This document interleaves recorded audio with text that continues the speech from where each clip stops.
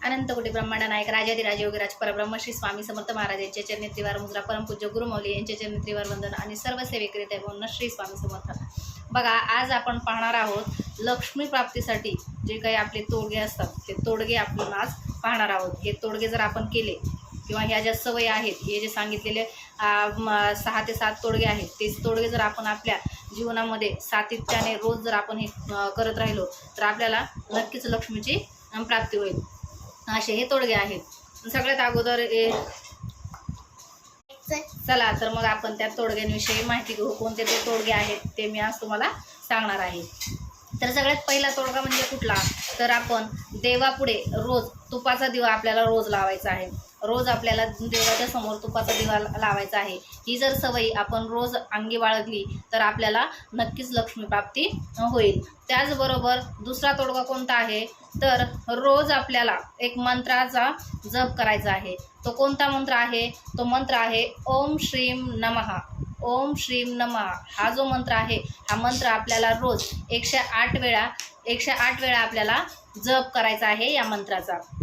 हा झाला दुसरा तोडगा. त्याचबरोबर तिसरा तोडगा कोणता आहे, तर दररोज देवासाठी म्हणजे आपण जे कमाई करतो, आपण जे कमवून घरामध्ये आणतो, त्या कमाईमधले 5 ते 10 रुपये जेवढं आपल्याला शक्य असेल, रोज आपल्याला जेवढी रक्कम काढणं शक्य असेल तेवढी रक्कम, किंवा आपण समजा 5 रुपये काढू शकतो, 10 रुपये काढू शकतो, तर असे आपण संध्याकाळी घरात आल्यानंतर आपल्या घरामध्ये जे देवघर आहे ते देवघरामध्ये स्वामींच्या समोर आपण ती जी आपली रक्कम जी आपल्याला काढून ठेवायची आहे ती रक्कम आपण आपल्या संध्याकाळी स्वामींच्या समोर ठेवून द्यायची आहे. आणि परत दुसऱ्या दिवशी तीच रक्कम सकाळी आपल्याला उचलून एखाद्या डब्यामध्ये जमा करायची आहे. असं करत करत आपल्याला महिनाभर ही सेवा करायची आहे. आणि महिनाभर 1 महिना कंप्लीट झाल्याच्या नंतर आपल्याला हे जे डब्यामध्ये जमा झालेले पैसे आहेत ते पैसे आपल्याला नेऊन कुठल्याही एका मंदिरामध्ये आपल्याला दान करायचे आहेत. नाही एका महिन्यामध्ये तुम्हाला जमा करणं झालं तर तुम्ही 2 महिन्यांनी करा, 3 महिन्यांनी करा, 4 महिन्यांनी करा, 6 महिन्यांनी करा. असं कोणत्याही महिन्यात तुम्ही जमा केले तरी चालतील, पण आपल्याला हे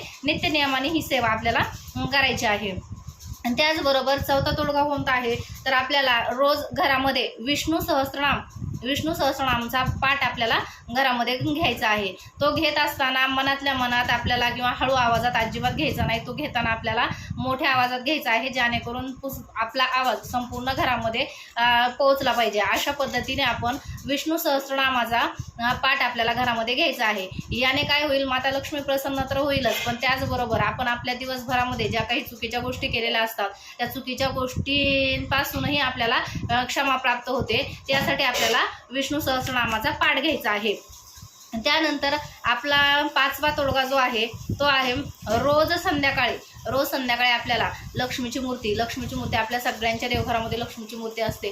तर हे लक्ष्मीच्या मूर्तीला रोज आपल्याला संध्याकाळी लाह्या आणि बत्ताशे याचा आपल्याला नैवेद्य रोज संध्याकाळी आपल्याला लक्ष्मी मातेच्या मूर्तीला दाखवायचा आहे. तर अशा पद्धतीने हा एक तोडगा आहे.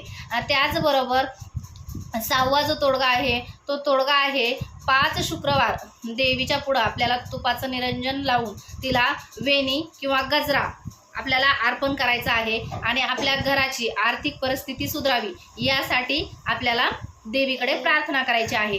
या देवी तुम्ही लक्ष्मी मातेची मूर्ती प्रत्येकाच्या देवघरात आहे, तर ही सेवा करत असताना लक्ष्मी मातेच्या मूर्तीवर आपल्याला ही सेवा करायची आहे.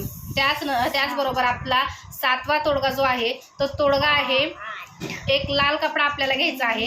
त्या लाल कपड्यामध्ये नागकेशर, त्याचबरोबर एक हळकुंड, लाजाळू, त्याचबरोबर एक हिरडा, असं हे सगळ्या वस्तू एकत्र बांधून ते आपल्याला ते जे पोटली तयार होईल ती पोटली आपल्याला एका तिजोरीमध्ये आपल्याला ठेवायची आहे.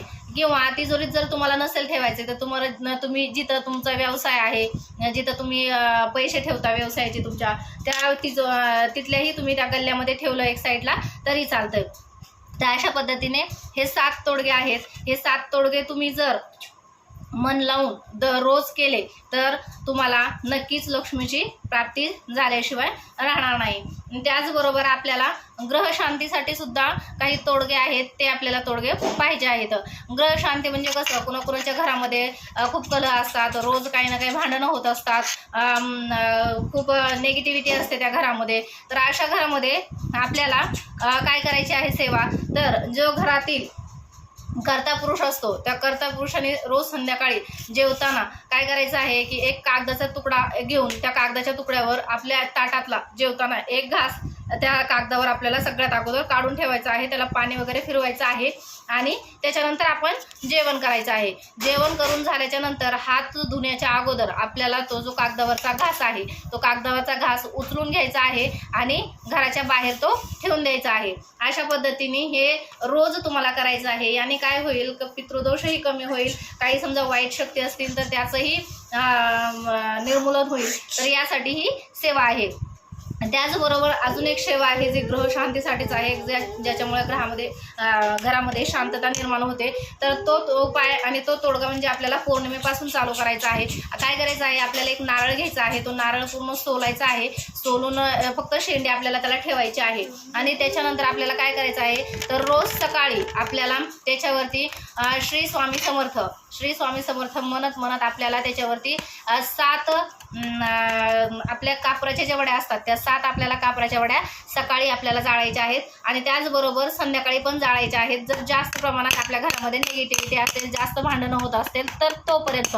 आणि त्याच्यानंतर जर तुम्हाला वाटलं की हे सेवा करत असताना आता आपलं थोडंसं कमी झालं आहे घरातलं, तर तुम्ही त्याच्यानंतर सकाळीच फक्त तुम्ही ती सेवा करू शकता. पण जर तुमचं जास्त प्रमाणात निगेटिव्हिटी असेल, घरात जास्त भांडणं होत असेल तर सकाळ आणि संध्याकाळ तुम्हाला ही सेवा करायची आहे. तर सेवा करत असताना आपल्यामध्ये आपल्याला तो नारळ हातात धरायचा आहे. त्या नारळावर श्री स्वामी समर्थ म्हणत आपल्याला त्या ओढ्या जाळायच्या आहेत. तर ती एक ओढी जळेपर्यंत आपल्याला श्री स्वामी समर्थ असा जप करायचा आहे. त्याच्यानंतर ती ओढी जळत गेल्यानंतर परत आपल्याला दुसरी घ्यायची आहे. ती जळायच्या अगोदर दुसरी ओढी त्याच्यावर टाकायची आहे. अशा पद्धतीने आपल्याला 7 वड्या जाळायच्या आहेत. त्याच्यानंतर थोडंसं कमी होत गेल्यानंतर तुमच्या घरातला वाद किंवा तुमच्या घरातला कलह कमी होत गेल्यानंतर तुम्ही 3 वड्या जाळल्या तरी चालेल, पण सुरुवातीला नक्की आपल्याला 7 वड्या जाळायच्या आहेत.